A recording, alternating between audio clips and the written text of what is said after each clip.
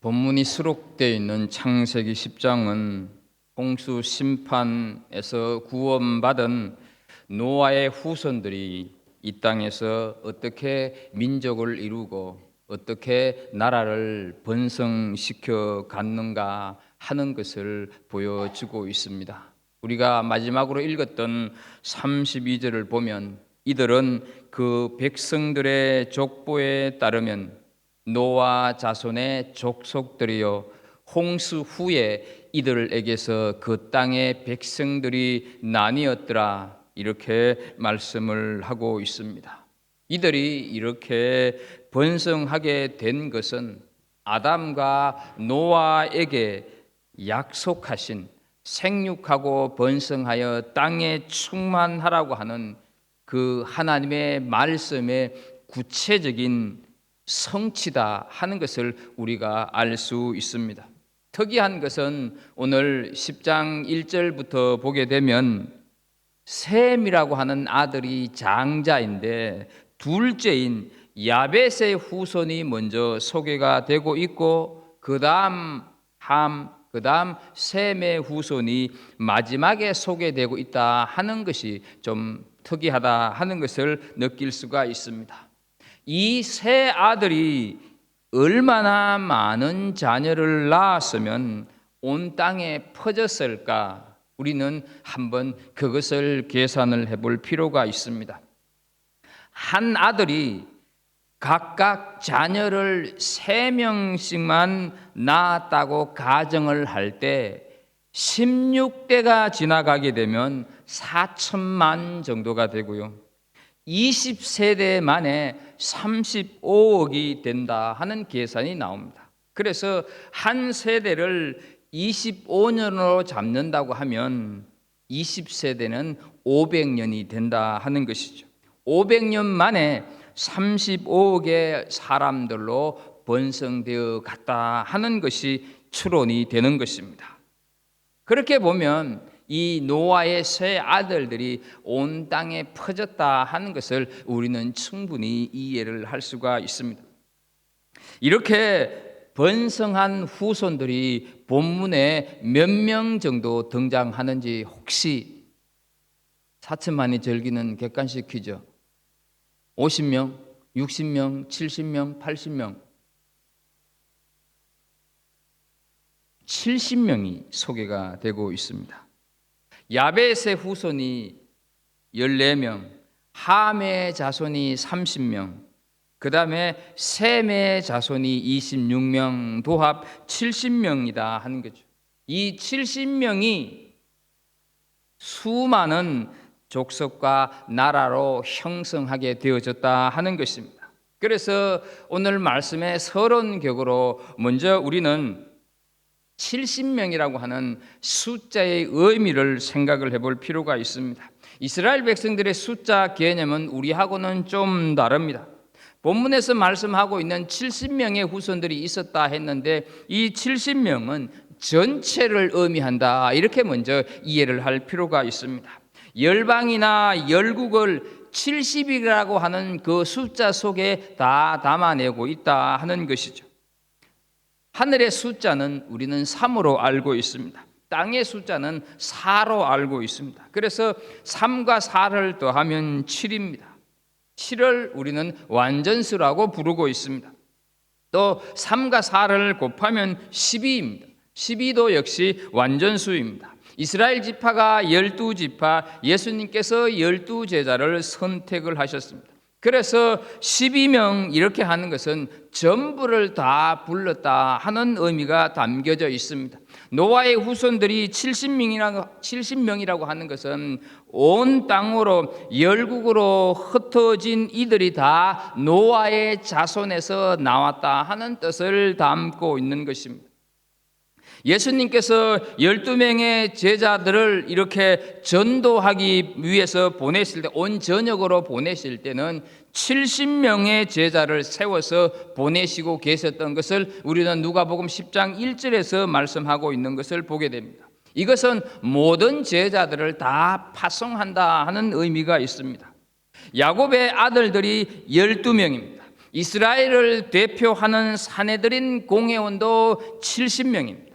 이 야곱의 아들 12명이 요셉이 먼저 애굽으로 팔려가서 세월이 흐르는 가운데서 총리가 되게 되고, 총리가 된 요셉이 아버지를 비롯하여서 그 11명의 모든 형제들의 가족들을 다 애굽으로 이민시켰다 하는 것을 우리는 알고 있습니다. 그때 애굽으로 간 야곱의 후손들이 다 70명이었다 하는 것이죠. 전 인류를 구원하기 위한 하나님의 계획에 70이라고 하는 숫자를 상징적으로 사용하고 있다 하는 것이죠. 여기서 우리가 한 가지 기억해야 할 것은 70이라고 하는 숫자를 맞추기 위해서는 이 70이라고 하는 숫자 속에 빠지는 사람도 있었다 하는 사실입니다. 이렇듯이 70이라고 하는 숫자의 의미는 각 나라와 족속 전체를 뜻한다 하는 것이죠. 두 번째로 우리가 생각을 해볼 것은 이 70명의 자손들이 세월이 흐르면서 온 땅으로 나누어졌는데 나누어진 기준이 뭐냐 하는 것입니다. 먼저 야벳의 족속 나눠진 그 5절 말씀을 한번 보겠습니다. 5절에 보게 되면 이들로부터 여러 나라 백성으로 나뉘어서 각기 언어와 종족과 나라대로 바닷가의 땅에 머물렀더라, 이렇게 말씀을 하고 있습니다. 그 다음에 함의 족속을 소개하고 있는 20절 말씀을 보게 되면 이들은 함의 자손이라 각기 족속과 언어와 지방과 나라대로였더라 말씀을 합니다. 그리고 31절에 보게 되면 이제 셈의 자손들에 대해서 얘기를 하고 있는데 이들은 셈의 자손이니 그 족속과 언어와 지방과 나라대로였더라 말씀을 하고 있습니다. 세 족속에 대한 소개를 함께 보았는데 여러분, 무엇을 기준으로 해서 나누어졌다고 하는 것을 알 수가 있습니까? 족속과 언어, 지방과 나라를 중심으로 해서 나누어졌다 했는데 여기에서 말씀하고 있는 키워드는 언어라고 하는 것입니다. 언어가 달라졌기 때문에 나누어졌다 하는 사실입니다. 그런데 우리는 여기서 한 가지 생각을 하게 됩니다. 언어가 달라서 나누어졌다고 한다면 도대체 그 언어가 언제 그러면 달라졌느냐 하는 것이죠. 창세기 11장 9절 말씀을 보겠습니다. 그러므로 그 이름을 바벨이라 하니 이는 여호와께서 거기서 온 땅의 언어를 혼잡하게 하셨음이니라. 여호와께서 거기서 그들을 온 지면으로 흩으셨더라 말씀을 합니다. 우리는 이 말씀의 배경을 잘 알고 있습니다. 이 말씀은 바벨탑을 쌓는 것을 보시고 하나님께서 언어를 혼잡하게 해서 흩으셨다 하는 것이다 우리는 알고 있습니다. 여러분 한번 생각을 해보십시오. 말이 하나고 언어가 하나인데 나누어졌다 하는 것은 바벨탑 사건 이후에 나누어졌다 하는 것이죠. 그러면 조금 전에 읽었던 10장의 내용과 11장의 내용이 순서가 바뀐 것이 아니냐 하는 생각이 들기에 충분하다 하는 것이죠. 그런데 왜 바벨탑 사건보다 나누어졌다, 흩어졌다고 하는 그 말씀이 먼저 나오는 것일까 하는 것이죠. 어떻게 생각을 하십니까? 만약 바벨탑 사건이 먼저 있고 노아의 후손들이 흩어진 것으로 기록되어졌다고 하면 하나의 문제가 생깁니다. 무슨 문제냐 하면 우리는 하나님의 구원 계획과 관련 지어서 생각을 해야 되는데 온 땅에 흩어지는 것이 바로 노아 홍수 심판의 결과가 되어 버린다 하는 것이죠. 그러나 하나님께서 아담에게 노아에게 생육하고 번성하여 땅에 충만하라, 특히 노아에게 창세기 9장 1절과 7절에 거듭거듭 약속하고 있는 것을 이미 우리는 살펴서 알고 있습니다. 이 약속이 생육하고 번성하라 하는 이 약속이 심판의 결과인가 아니면 창조 역사의 결과인가, 이것을 우리는 생각을 해야 한다 하는 거죠. 생육하고 번성하라, 이것은 창조 질서의 결과이고 하나님의 약속의 성취다 하는 것이죠. 물론 바벨탑 사건으로 인류가 흩어지기는 하지만 그것은 하나님을 대적하는 인간들을 향한 하나님의 채찍이지 심판의 목적이 아니다 하는 것이죠.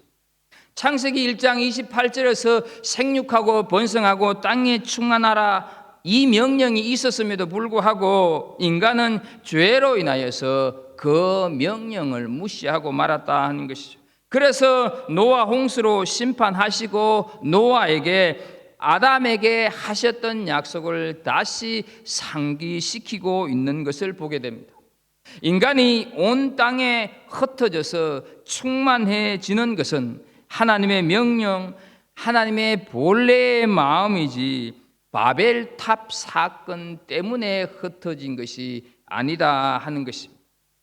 그래서 우리가 말씀을 볼 때 기억해야 하는 것은, 모세가 이 하나님의 말씀을 기록을 하면서 연대순으로 맞추어서 기록한 것이 아니라 하나님의 구원 역사에 초점이 맞추어져 있기 때문에 하나님의 관점으로 기록하는 것이 중요했다. 그래서 연대로 기록한 것이 중요하지 않았다 하는 사실입니다.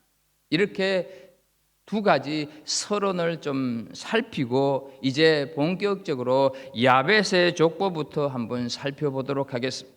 야벳의 족보는 1절부터 4절까지 그 후손들의 이름이 열거되고 있고, 조금 전에 말씀을 드렸듯이 14명의 이름이 기록이 되어 있습니다. 오늘날 이 야벳의 후손은 북유럽 바닷가를 중심으로 해서 퍼졌고, 더 넓게는 스페인까지 포함을 한다, 이렇게 이해를 하시면 되겠습니다. 야벳이라고 하는 이름의 뜻은 창대하다라고 하는 뜻입니다. 우리는 종종 성경을 읽다가 이름이 나오거나 지명이 나오게 되면 발음도 힘든 이 많은 사람들의 이름을 왜 기록했을까, 이렇게 하면서 대충 읽거나 아니면 건너뛰어버리고 만다 한 것이죠. 이름을 나열한 족보에 무슨 메시지가 있을까, 이런 생각을 우리는 하게 되지만 결코 그렇지 않다 하는 것입니다. 하나님께서 아담에게 모든 사람에게 이름을 지어라, 이렇게 말씀을 하셨습니다. 이름을 짓는다고 하는 것은 창조가 완성된다 하는 의미를 가지고 있습니다. 모든 사물은 이름이 지어질 때 비로소 존재하게 되는 거다 하는 거죠. 학창 시절에 여러분들이 많이 읽고 외웠던 김춘수 씨가 쓴 꽃이라고 하는 시 다 아실 것입니다. 내가 그의 이름을 불러주기 전에는 그는 다만 하나의 몸짓에 지나지 않았다. 내가 그의 이름을 불러주었을 때 그는 나에게로 와서 꽃이 되었다. 이런 식구를 기억하실 것입니다. 이름대로 존재하고 이름만큼 존재하는 것입니다. 이름이 이렇게 중요하다 하는 것이죠. 세상에 존재하는 모든 사물, 모든 동식물에게 이름이 있다고 하는 것은 굉장한 일입니다. 성경에 나오는 지명이나 이름, 이런 것들을 우리는 그냥 지나쳐서는 안 된다 하는 것이죠. 왜냐하면 성경을 계속 읽어가다가 보게 되면 결국 이 성경은 족보 이야기구나 하는 것을 느끼게 됩니다. 그 족보 속에서 우리의 구원자 메시아가 어떻게 탄생하셨나 하는 것을 성경에서 말씀을 하고 있기 때문에 그렇다 하는 것이죠. 아담의 족보가 있고 노아의 족보가 있기 때문에 지금 우리가 있고 지금 내가 여기에 있다 하는 것이죠. 내가 어떤 날 하늘에서 갑자기 뚝 떨어진 존재가 아닌 하나님의 섭리, 하나님의 경륜 가운데서 내가 여기에 있다 하는 것이죠. 여러분, 여러분들이 사위나 며느리를 드릴 때 왜 이것저것 살핍니까? 아무것도 안 살핍니까? 다 살피지 않습니까? 그 살피는 이유는 궁합이 맞나 안 맞나 이것 보려고 살피는 게 아닐 것입니다. 우리 가문에 맞는가? 우리 가문으로 드려도 괜찮은 사람인가 하는 것을 살피지 않습니까? 그것을 살핀다고 하는 것이 무엇을 의미합니까? 이 사람을 우리 족보에 올려도 될 사람인가 아닌가 하는 것을 검증하기 위해서 이것저것 살피지 않습니까? 왜 아담의 후손이고 노아의 후손인가? 아브라함의 후손으로 이 세상을 산다고 하는 것은 어떤 의미가 있는 것일까? 왜 우리는 셈의 후손으로 들어가야 하지 함의 후손으로 들어가서는 안 되는가? 성경의 흐름을 알고 그 구원 역사 속에 나라고 하는 존재가 지금 여기에 살고 있다 하는 사실을 우리는 족보 속에서 깨달을 수 있어야 한다 하는 것이죠. 이 족보는 정말로 필요 없는 것 같은데 왜 이렇게 지루하게 반복하고 있을까? 이게 아니다 하는 것이죠. 신앙의 계보, 영적인 계보가 바로 이런 의미다 하는 것을 우리는 기억해야 합니다. 이 족보 속에는 하나님의 구원 스토리가, 이 족보 속에는 하나님의 구원 경영이 고스란히 들어있구나 하는 것을 믿으면서, 그래서 이 수많은 족보에 기록된 사람들 가운데서 나도 여기에 포함이 되는구나 하는 그 생각을 가지고 우리는 성경을 읽고 이름을 읽고 지명들을 읽어 나가야 한다 하는 것입니다. 이번에는 저주를 받은 함의 족보를 보면서 그 노아의 예언이 어떻게 이루어졌는가 하는 것을 살펴보겠습니다. 성경을 좀 많이 살필 것입니다. 정신을 좀 바짝 차리시기 바랍니다. 6절부터 19절까지 이 함의 후손들을 열거하고 있는데 제일 많이 열거를 하고 있습니다. 함이라고 하는 이름의 뜻은 거무스레하다 하는 뜻을 가지고 있습니다. 지금의 이디오피아, 아프리카 쪽으로 흩어져 살던 사람이라고 이해를 하면 되겠습니다. 함의 후손을 소개하는 6절을 보게 되면 함의 아들은 부스와 미스라임과 붓과 가나안이요 이렇게 소개를 하고 있습니다. 여기서 우리는 지난 시간에 노아의 그 수치를 악의적으로 보고 떠벌린 죄로 아버지 함과 함께 종의 종이 될 것이라고 저주를 받은 가나안이 지금 6절 제일 끝에 등장을 하고 있습니다. 이 예언이 여러분 역사적으로 어떻게 이루어졌겠습니까? 조금 더 밑으로 내려가서 15절에서부터 18절 말씀을 보게 되면 가나안의 후손들이 쭉 열거가 되고 있습니다. 가나안은 장자 시돈과 헷을 낳고 여부스 족속과 아모리 족속과 기르가스 족속과 휘위 족속과 알가 족속과 신 족속과 아르왓 족속과 스말 족속과 하맛 족속을 낳았더니 이후로 가나안 자손의 족속이 흩어져 나아갔더라 이렇게 말씀을 하고 있습니다. 여기에 열거된 족속의 이름들이 다 가나안의 후손들이다 하는 것이죠. 여러분 우리는 다른 글은 잘 몰라도 여부스 족속, 아모리 족속, 기르가스 족속, 히위 족속 이런 이름들은 많이 들었지 않습니까? 이스라엘 백성들이 가나안에 들어가서 이들과 얼마나 많은 씨름을 하고 있는가 하는 것을 잘 알고 있습니다. 이들이 다 가나안의 후손, 노아의 저주 속에 있었던 그 가나안의 후손이다 하는 것이죠. 이 창세기가 창조시에 기록된 말씀이 아닌 모세에 의해서 가나안으로 들어가기 전에 기록된 말씀이다 하는 것을 우리는 이미 알고 있습니다. 그런데요, 이스라엘 백성들이 들어갈 그 가나안 땅에는 어떻습니까? 지금 이 모세가 이 말씀을 기록할 때는 광야에서 이집트에서 탈출해서 광야에서 이 말씀을 기록을 하고 있다 하는 걸 알지 않습니까? 그런데 그 당시에 이미 가나안 땅에 누가 살고 있었습니까? 지금 앞에서 우리가 읽은 이 여부스 족속, 아모리 족속, 히위 족속, 기르가스 족속, 이런 여러 족속들이 이미 가나안 땅에 살고 있었다 하는 것이죠. 여러분, 이스라엘 백성들이 가나안에 들어가려고 하면 거기에 아무도 살고 있지 않아야 되는 것 아니겠습니까? 어떤 의미가 있겠습니까? 가나안 땅은 척박하기가 그지없는 땅입니다. 정말로 좋지 않는 땅입니다. 그런데 이스라엘 백성들이 들어가기 전에 이미 가나안의 후손들이 다 개간을 하고 경작을 다 해놓았습니다. 그곳에 이스라엘 백성들이 들어가서 그들을 종으로 삼고 있습니다. 죽을 고생은 종들이 다 하고 이스라엘 백성들은 그 위에 터를 잡는다 한 것이죠.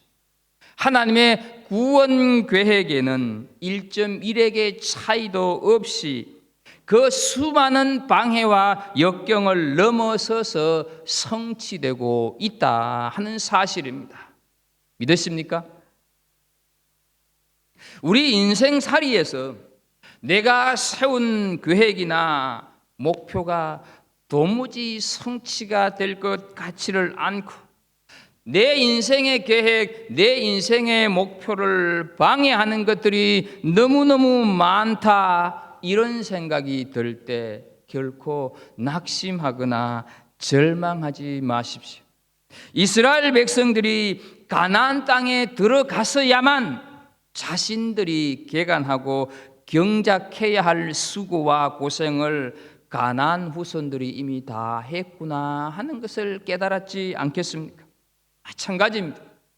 내 계획, 내 목표에 어떤 방해물이 있다고 하는 것은 하나님께서 내 인생을 방해하기 위해서, 하나님께서 내 인생을 괴롭게 하기 위한 것이 아니라 하나님께서는 이미 그런 것들을 통하여서 내 목표, 내 성취를 이루기 위해서 정지 작업을 하고 계신다 하는 것을 믿음으로 받아들일 수 있기를 축복합니다.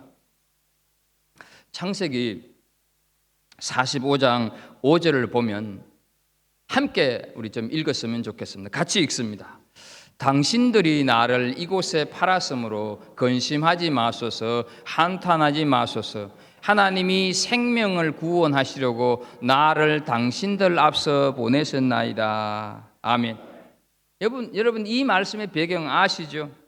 총리가 된 그 요셉을 보고 요셉의 형제들이 겁을 먹었습니다. 야, 우리가 수십 년 전에 팔았는데 얘가 지금 총리가 돼 있으니 우리를 그냥 두겠는가 하는 그런 불안을 떨고 있을 때 한 얘기가 이 당신들은 요셉의 형제들을 얘기합니다. 형님들이 나를 이곳에 팔았다고 근심도 말고 한탄도 마라. 내가 형님들에 의해서 팔린 것은 하나님께서 우리 모든 가문, 우리 모든 민족을 구원하기 위해서 형님들 앞서 나를 먼저 애굽으로 보낸 것입니다. 이렇게 얘기를 하고 있는 것을 보게 됩니다. 여러분, 이 요셉이 하는 말을 딱 한 줄로 얘기하면 어떤 의미가 되겠습니까? 하나님께서 하셨습니다. 한 줄이 되지 않겠습니까? 내 인생의, 내 삶의 방해로 보이는 것은 방해가 아니라 하나님께서 우리를 고생시키지 않으시려고 대신 종들을 시켜서 사전 작업을 하셨다. 그래서 평탄케 하시기 위해서 지금 이런 일들이 일어나고 있다 하는 것을 믿음으로 받으시기를 축복합니다.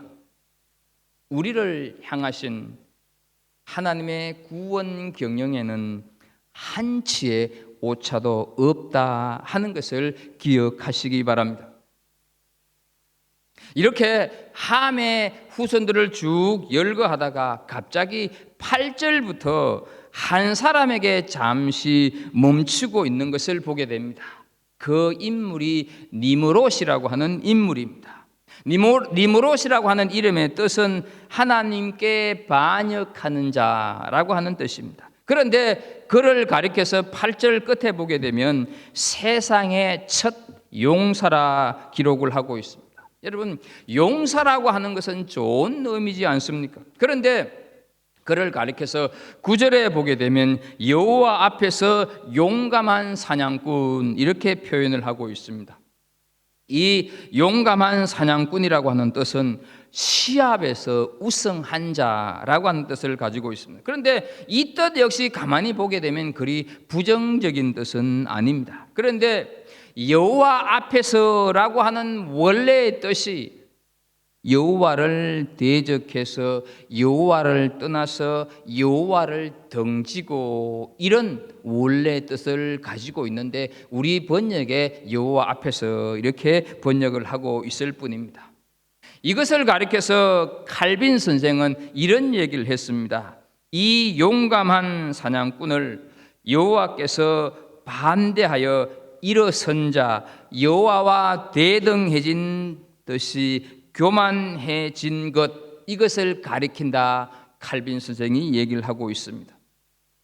함의 자손들은 스스로 하나님을 대적하고 하나님 없이 살아보겠다고 나서는 교만한 집단이 되어서 하나님을 택하신 백성들을 얼마나 괴롭히는지 대대로 원수가 되어서 이스라엘 백성들의 그 수많은 세월들 속에서 참으로 괴롭히는 존재가 되었습니다. 그 대표적인 존재가 블레셋입니다. 삼손과 관련이 있는 블레셋, 이 가나안의 후손들이다 하는 것이죠. 하나님을 떠난 삶, 인간의 힘으로는 무엇인가를 해보겠다고 나섰던 교만한 사람들이 바로 이 사람들이었다 하는 것이죠. 가나안의 후손, 니므롯의 후손들이었다 하는 것이죠. 그런데 결국 이들이 어떤 일들을 일으키게 되는 것입니까? 10장 10절을 보겠습니다. 그의 나라는 시날 땅의 바벨과 에렉과 아깝과 갈레에서 시작되었으며 말씀을 하고 있습니다. 여러분, 여기에서 시날 땅의 바벨 이렇게 얘기를 하게 되면 금방 생각이 나지 않습니까? 조금 전에도 제가 말씀을 드렸듯이 여기서 말씀하고 있는 바벨이라고 하는 것은 바벨론의 근거가 되는데 바벨 탑을 쌓는 반역을 일으키는 사람들이 되었다 하는 것이죠. 왜 바벨 탑을 쌓았습니까? 홍수로 다 쓸어버림을 당하고 나니까 홍수에 대한 트라우마가 생기면서 흩어지지 않으려고, 그리고 자신들의 이름을 내기 위해서 바벨탑을 쌓았다고 11장에서 말씀을 하고 있습니다. 역사 이래로 이집트, 바벨론, 아수르, 그리고 알렉산더 대왕, 십자군 전쟁, 징기스칸, 나폴레옹, 히틀러, 나치, 식민지 쟁탈권, 그리고 제국주의, 이 모든 것들이 다 자기 이름을 내기 위해서 바벨탑을 쌓는 모습 아닙니까? 미국과 소련, 요즘은 미국과 중국이 서로의 바벨탑을 쌓으려고 하고 있는 것을 보게 됩니다. 여기에 한국을 비롯하여서 여러 나라들도 그 축에 끼어들려고 안달을 내면서 어떻습니까? 니므롯의 뒤를 쫓아가고 있다 하는 것이죠. 이것이 아버지의 실수를 덜추어내고 비난했던 함의 후손인 니므롯이 살아갔던 삶의 방식이었다 하는 것을 우리는 분명히 기억해야 한다 하는 것이죠. 왜 이 삶을 분명히 기억해야 한다 하는 것입니까? 세상은 이 니므롯의 삶을 좋게 여기고 세상은 이 니므롯의 삶이 정상적이다, 그렇게 살아야 한다고 부추기고 있고 우리가 그 속에서 살아가고 있는데 그리스도인들조차도 이 니므롯의 삶을 사는 것을 당연시하고 있기 때문에 우리는 이 삶이 어떤 결과를 가져오고 있는가 하는 것을 분명히 알 필요가 있다 하는 것이죠. 우리는 니무롯의 삶을 따라 살아야 합니까? 아니면 예수 그리스도의 삶을 따르는 제자로 살아가야 하겠습니까? 우리는 오늘 이 질문에 대해서 우리 스스로에게 정직하게 대답할 수 있어야 합니다. 우리도 니무롯으로, 우리 자녀들도 영웅 호굴로 만들고 싶은 생각이 있다면 우리는 지금 니무롯의 삶을 따라가고 있다 하는 것을 부인하지 못할 것입니다. 우리가 그리스도인이 되었다고 하는 것은 어떤 의미가 있습니까? 우리가 만약 니무롯이 살아간 삶의 방식대로 쫓아간다면, 그가 이루고자 한 그 위치를 우리 속에도 바라고 있다고 한다면 우리는 결코 예수님을 따라가는 사람들이 아닙니다. 나는 누구를 따라가고 있느냐? 내 인생의 왕은 누구인가? 스스로 대답해야 한다 하는 것이죠. 여기에 정직한 대답을 내놓지 못하면 우리는 세상의 질타의 대상이 될 수밖에 없다 하는 것이죠. 왜 그런가 하면요, 세상은 니무롯을 따라갑니다. 그러나 우리는 우리는 니무롯을 따라가는 것이 아니라 예수님을 따라간다, 이렇게 말을 하고 있습니다. 우리가 예수님을 내 인생의 왕이라고 할 때 세상 사람들은 그 왕이신 예수님을 따라가는 사람들의 삶이 어떠해야 하는지 세상 사람들은 다 알고 있다는 것이죠. 그런데 우리가 예수님의 삶을 따라가는 제자라고 하면서 살아가는 삶의 모습은 니무롯을 따라가게 된다고 한다면 세상 사람들은 우리를 향해서 질타하고 손가락질할 수밖에 없다 하는 것이죠. 저들은 예수를 따른다고 하면서 왜 우리를 따라오고 있지? 예수의 제자로 산다고 하면서 왜 니무롯의 삶을 살지? 왜 니무롯의 삶을 저들은 부러워하고 있지? 이렇게 우리를 향해서 쳐다본다 하는 것이죠. 사랑하는 우리 성도 여러분, 예수의 제자로 산다는 것은 십자가의 길입니다. 십자가는 가장 수치스러운 길입니다. 예수님 당시에도 십자가는 실패자의 길, 죽음의 길, 패배자의 길이었습니다.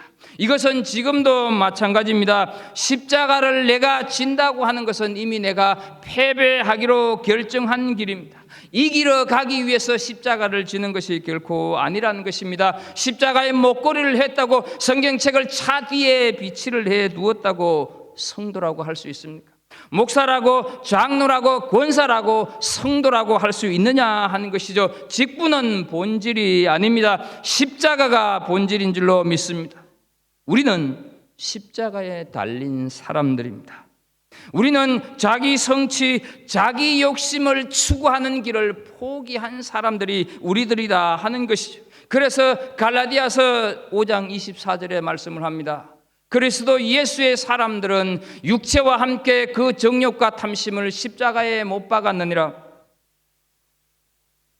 니무롯을 따르는 사람들이 보기에 그리스도인들은 이미 실패를 결정한 사람들로 보여져야 된다 하는 것이죠.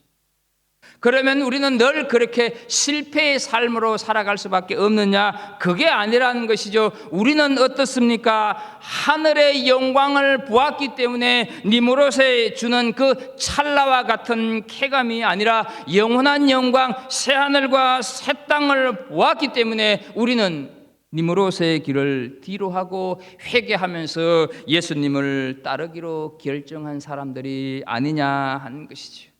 그래서 우리는 이 수치스러운 길을 가야 하고 십자가의 길을 가야 한다 하는 것이죠. 이것이 기독교의 본질입니다. 이것이 바로 신앙의 본질입니다. 내가 이 길을 가야 할 뿐더러 우리 자녀들에게도 바로 이 길을 가게 해야 한다 하는 것이죠. 그런데요, 이 길을 가게 하는 것을 우리 부모인 우리가 권할 수 있는 일은 아니다 하는 것이죠. 어떤 의미입니까? 이 십자가의 길을 가게 하는 것은 하나님께서 직접 우리 자녀들에게 보여줄 때만이 갈 수가 있다 하는 것이죠. 우리 자녀들이 하늘의 영광스러움을 직접 보아야 하늘의 그 영광스러움이 이 세상의 어떤 것보다도 비교할 수 없는 영광의 길이구나 하는 것을 우리 자녀들이 스스로 눈을 뜨게 될 때 그 길을 갈 수 있다 하는 것이죠. 이 세상이 얼마나 어두운가. 모든 것을 다 가졌다고 해도 리므롯의 길을 쫓아가고 있어도 그것이 영광이 아니라 그것이 결국 수치의 길이구나 하는 것을 우리 자녀들이 스스로 알게 될 때, 그때서야 우리 자녀들이 이 길을 오게 된다 하는 것이죠. 우리가 할 일은 뭡니까? 그것은 바로 우리가 이 길을 먼저 눈을 뜨고 우리 자녀들을 위해서 기도할 수 있어야 한다 하는 것입니다. 니므롯이 가는 길이 인생의 정답처럼 보이지만 수치스러운 길이라는 것을 알아야 합니다. 세상 사람들이 우리들에게 예수도 알고 그의 제자들도 아는데 너희들은 도대체 누구냐?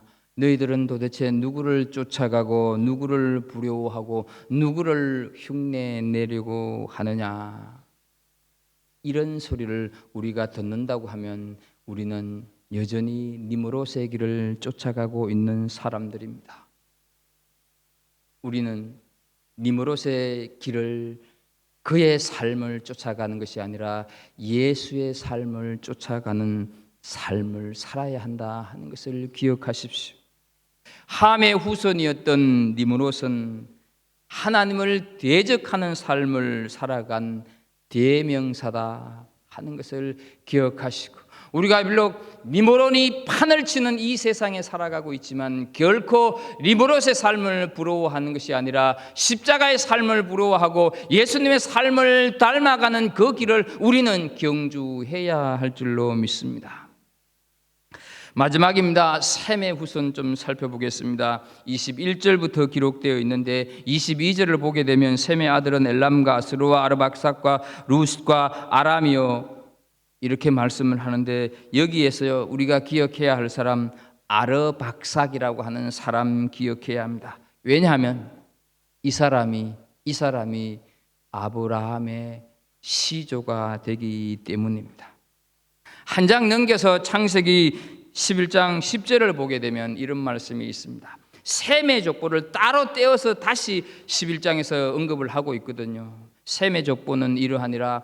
셈은 100세 곧 홍수 후 2년에 아르박삭을 낳았고, 좀 더 밑으로 내려가서 25절 26절을 보게 되면 데라를 낳은 후에 119년을 지내며 자녀를 낳았으며 데라는 70세에 아브람과 나홀과 하란을 낳았더라. 이렇게 말씀을 하고 있습니다.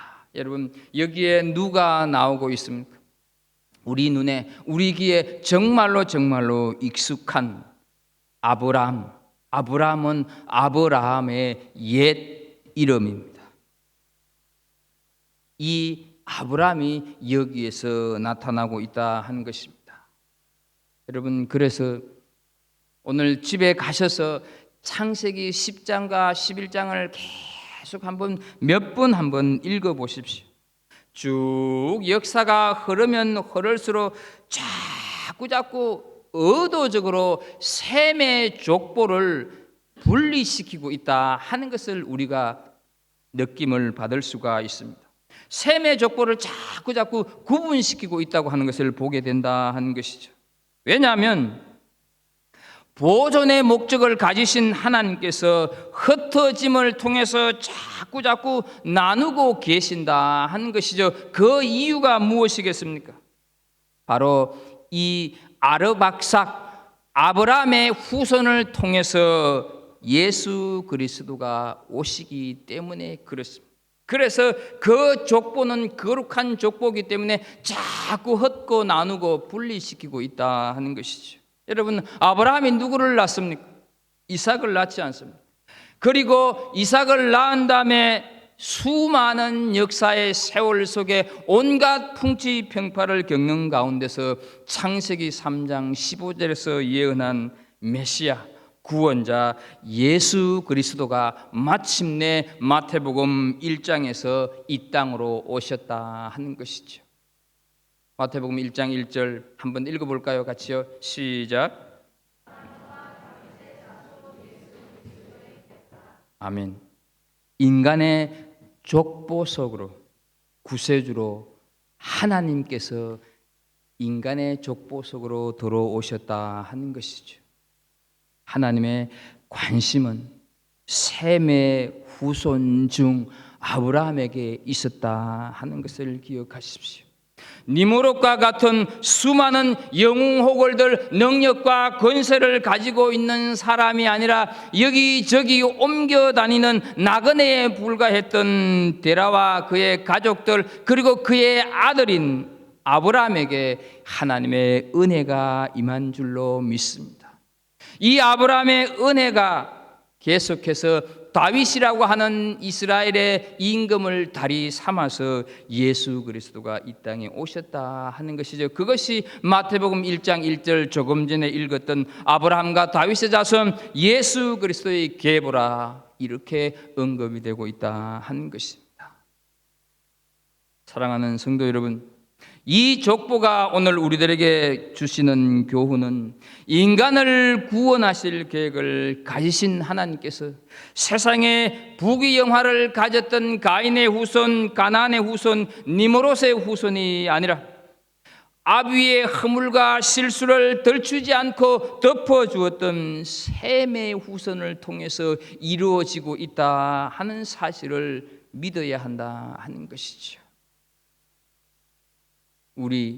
나 어떤 족보의 속에 포함이 되어 있는지 한번 곰곰이 생각을 해보시면서 족보 속에는 하나님의 구원 스토리, 족보 속에는 하나님의 구원 경영이 담겨 있다 하는 것을 기억하십시오. 우리를 향한 하나님의 구원 경영에는 한치의 오차도 없다고 하는 것을 기억하십시오. 그래서 우리는 니므롯의 길을 가는 것이 아니라 십자가의 길을 가야 하는 사람들이라고 하는 것을 기억하십시오. 아브라함의 후손으로 오신 예수 그리스도로 말미암아 영적인 셈의 후손이 된 우리 모두가 정말로 셈의 후손답게 아브라함의 후손답게 이 세상에서 또 다른 누군가에게 생명을 전해주는 그런 삶을 살아가는 은혜가 있기를 예수 그리스도 이름으로 축복합니다. 기도하겠습니다. 하나님 아버지, 수없이 많이 나타난 족보들 속에서 하나님이 주시는 교훈을 받습니다. 하나님, 언젠가는 우리도 이 땅을 떠나야 할 때가 있을 터인데 우리의 후손들이, 우리의 자손들이 우리로 하여금 어떤 족보의 이름에 기록을 할 것인가 고민하면서 살아가는 우리들 되게 해 주옵소서.